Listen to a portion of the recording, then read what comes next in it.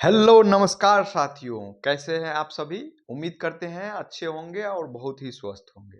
दोस्तों, मैं आपके फ्रस्ट्रेशन का रीज़न समझ सकता हूँ और हो भी क्यों ना। जब स्टूडेंट सीरियस होके पढ़ाई करता है और उसके दिमाग हमेशा इस चीज़ पे टंगा रहता है कि एग्ज़ाम कब होगा, रीओपन होगा कि नहीं होगा, सीट बढ़ेगा कि नहीं बढ़ेगा। ये जो दुविधा डायलेमा की स्थिति बनी रहती है, इसमें पढ़ाई वास्तव में नहीं हो पाती है। कोई भी कितना भी कुछ कह ले, आपको मोटिवेट कर ले, आप पढ़ नहीं सकते हैं। नहीं पढ़ सकते हैं, फिर भी हम आपको यही कहेंगे कि आप पढ़ाई करते रहिए, ताकि आप अपने आप को एक नेगेटिव सिचुएशन में भी खुद को संभालने का एक अवसर प्राप्त कर सके। तो देखिए दोस्तों, आज जो बिहार एसएससी की तरफ से हमें जो अपडेट मिल पा रही है हमारे सोर्स की तरफ से, वो सिर्फ ये बात कह दिए कि देखिए कि यहाँ पे जो भी काम हो रहा है उसमें अटकलेबाजी बहुत चल रही है। कहने का मतलब है अटकलेबाजी का, उन्होंने बताया कि देखिए 3 तारीख को टेंडर की जो प्रक्रिया थी वो आगे बढ़ने वाली थी। लेकिन आप जानते हैं कि अभी पूर्णकालिक अध्यक्ष नहीं है। अध्यक्ष नहीं होने से बहुत सारा काम जो होता है वो सचिव के पास जाता है, और सचिव जानते हैं आप किसका अंग होता है? सरकार का ही अंग होता है। और सचिव महोदय के पास जब भी कोई चीज जाता है तो वो सीधा कहते हैं रुकिए, ठहरिए, अभी और रुकिए और ठहरिए, क्योंकि सरकार अभी आप जान रहे बिहार में है नहीं। तो फाइनली उन्होंने ये बताया कि 8 तारीख को जो टेंडर की प्रक्रिया है वो एक अंतिम दौर में जा रही है। अगर उस दिन कोई नोटिस आ जाता है तो ठीक है, नहीं तो स्टूडेंट को कहिए इंतजार करने के लिए। और संभावित इस बात की संभावना इस बात की भी है कि एग्जाम की तिथि बढ़ेगी। बढ़ेगी तो कितनी बढ़ेगी इस बात का डिसीजन तभी होगा जब सरकार बिहार में गठित हो जाएगा और बिहार एसएससी को एक नया अध्यक्ष मिल जाएगा।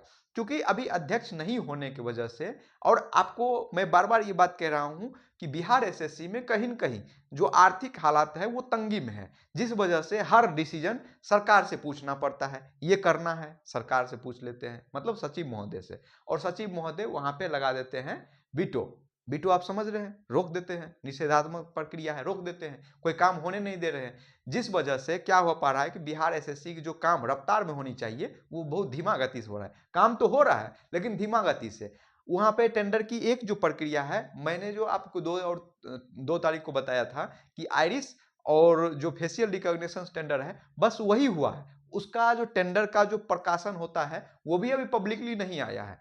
देखिए 8 से 9 तारीख जो इंपॉर्टेंट है, उस डेट में अगर कुछ हो जाता है, कुछ पब्लिकली हो जाता है, आ जाता है, तो आपके लिए बहुत ही खुशखबरी की बात होगी। अगर नहीं होता है तो आपको डिमोटिवेट होने की बिल्कुल भी जरूरत नहीं है। इस ऊर्जा को शिफ्ट कर देना है। शिफ्ट कर देना है कहाँ पे? जैसे कि मैं अभी अपने टेलीग्राम ग्रुप में राहुल के माध्यम से आप लोगों को भेजवाते रहता हूं जो भी जॉब नोटिफिकेशन आता है। चूंकि आप जानते हैं यूपी में चुनाव होने वाला है, वहां पे बहुत सारी वैकेंसीज आने वाली है, उसका भी अपडेट देते रहता हूं उस ग्रुप के माध्यम से। तो आप सब वहां पे जुड़े रहिए और कोई भी वैकेंसी आता है तो उसको सीरियसली लीजिए और सीरियसली फॉर्म भर दीजिए। क्योंकि आप जानते हैं कि जब कोई वैकेंसी बिहार में आती है तो आधे से ज्यादा लोग उसमें उत्तर प्रदेश के क्वालिफाई होते हैं। तो आपका भी ये नैतिक धर्म बनता है कि बिहार के जो लोग हैं वो उत्तर प्रदेश में फॉर्म भरे और वहां पे नौकरी ले। आप ये सोचेंगे कि अरे उत्तर प्रदेश में कौन नौकरी करने जाएगा, नहीं, पहले आप नौकरी ले फिर डिसाइड करें करना है कि नहीं करना है, वो दूसरी बात है। क्योंकि जब आपको नौकरी लग जाती है तो समाज को एक दिखाने के लिए आईना हो जाता है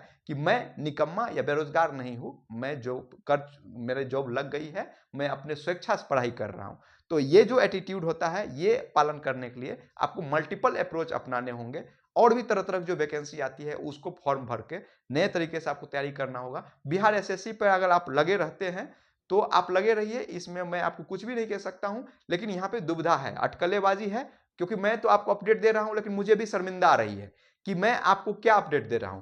क्योंकि आपको दोस्तों मैं एक बात प्रूफ बताता हूं, आप जाइएगा 19 तारीख के जो बिहार एसएससी की वेबसाइट है वहां पे देखिएगा कि एक पीडीएफ आया है। उस पीडीएफ में नीचे में लिखा हुआ है कि 23 तारीख को हम टेंडर करेंगे और उसका प्रकाशन 4:30 बजे संध्या को कर देंगे, लेकिन वो नहीं किया। तो अब जानिए कि जब आयोग ये पब्लिकली अनाउंसमेंट करता है कि हम 23 तारीख को नोटिस जारी करने वाले टेंडर संबंधित, और वो जारी नहीं होता है, तो हमारे सोर्स जो बता रहे हैं वो कैसे सही हो जाएगा? क्यों? क्योंकि वहां पे इंजन तो है, गाड़ी तो है, ड्राइवर ही नहीं है। यानी आयोग को चलाने वाला ड्राइवर नहीं है।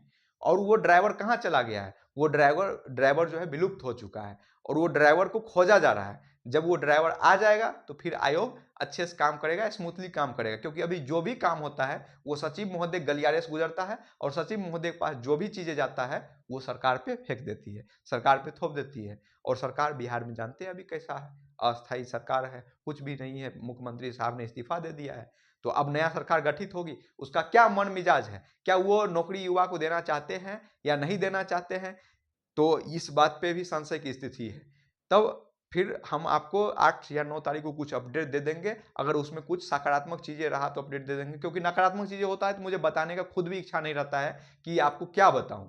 तो दोस्तों मिलते हैं 8 से 9 तारीख के बारे में, कुछ अगर अपडेट होगा दूंगा। और दोस्तों मैं कोशिश करूंगा कि सरकार को जगाने के लिए एक कोई कटाक्ष व्यंग्यात्मक वीडियो बनाया जाए ताकि सरकार उस वीडियो के माध्यम से जगे।